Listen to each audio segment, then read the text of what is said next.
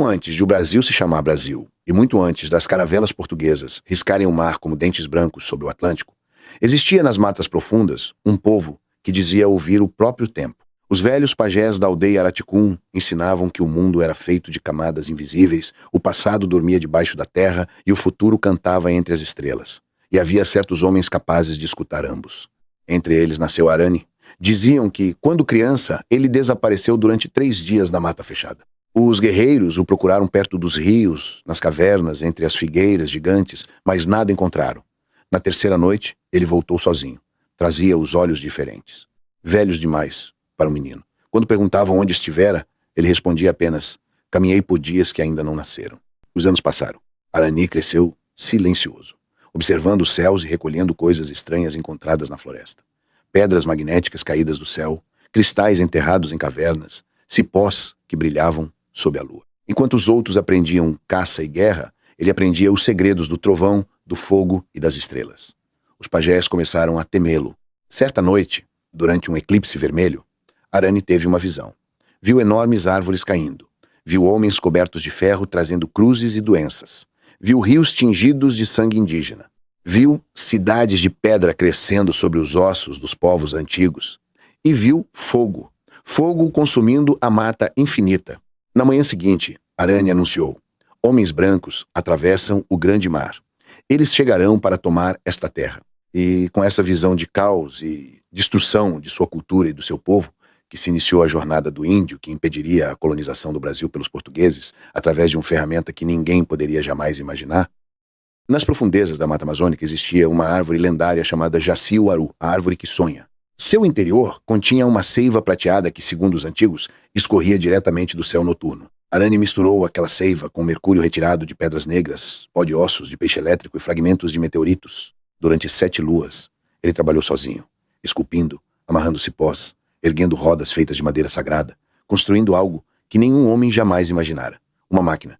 Mas não uma máquina como as dos homens modernos. Era viva, respirava, seus mecanismos pulsavam como um coração animal, cristais vibravam dentro dela emitindo sons graves como cantos de baleias antigas. Quando ficou pronta, os pajés choraram de medo. Arani chamou aquilo de Abaeté-Poranga, a canoa que atravessa os dias. Na noite da grande tempestade, ele entrou na máquina. O céu rugiu. Relâmpagos verdes cortaram as nuvens. Os pássaros fugiram da mata aos milhares. Então o mundo rasgou. Arani viajou no tempo. Não sabia exatamente para onde iria. Apenas segurou firme os cristais e pediu aos espíritos que o levassem para o instante em que os invasores chegariam. Quando abriu os olhos, estava numa praia desconhecida.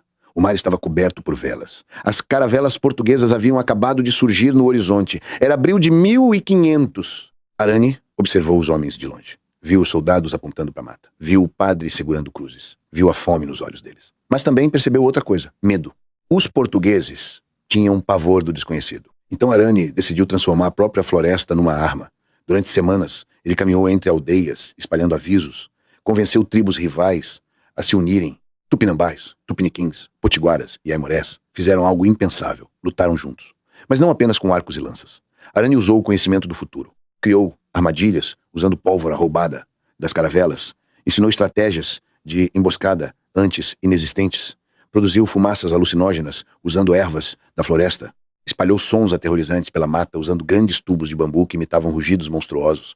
Os portugueses começaram a acreditar que o Brasil era amaldiçoado. Homens desapareciam à noite. Navios pegavam fogo sozinhos. Alguns juravam ter visto espíritos brilhando entre as árvores. Outros diziam que o próprio tempo enlouquecia ali. Relógios paravam. Bússolas giravam sem controle. Certa madrugada, Arani apareceu diante dos capitães portugueses coberto de tinta negra e penas vermelhas. Atrás dele, dezenas de guerreiros surgiam silenciosos na neblina. Então ele falou em português perfeito. Um português que ainda nem deveria existir. Voltem para o mar, esta terra rejeita vocês. Os capitães ficaram apavorados. Como aquele indígena conhecia sua língua? Como sabia seus nomes? Naquela noite, uma tempestade colossal caiu sobre a frota. Raios destruíram mastros. Ondas engoliram embarcações inteiras. Os sobreviventes fugiram. E os que retornaram para a Europa contaram histórias absurdas sobre um continente impossível protegido por demônios da floresta e por um feiticeiro capaz de prever o futuro. Portugal nunca voltou. Os séculos passaram diferentes. Sem colonização, centenas de povos indígenas formaram grandes confederações. As cidades nasceram integradas à mata. O conhecimento dos pajés se misturou à astronomia, à metalurgia e às ciências naturais. A Amazônia permaneceu intacta iluminada à noite por torres de cristal alimentadas pelas águas dos rios. E às vezes, segundo as lendas, viajantes ainda encontram ruínas escondidas no coração da floresta. Os povos da mata dizem que Arani nunca morreu. Ele continua viajando pelos séculos dentro da Baité-Poranga, protegendo o Brasil de futuros sombrios que ainda tentam nascer. Porque há guerras que acontecem no espaço, há guerras que acontecem no tempo. E há homens que lutam para impedir que um país deixe de sonhar antes mesmo de existir.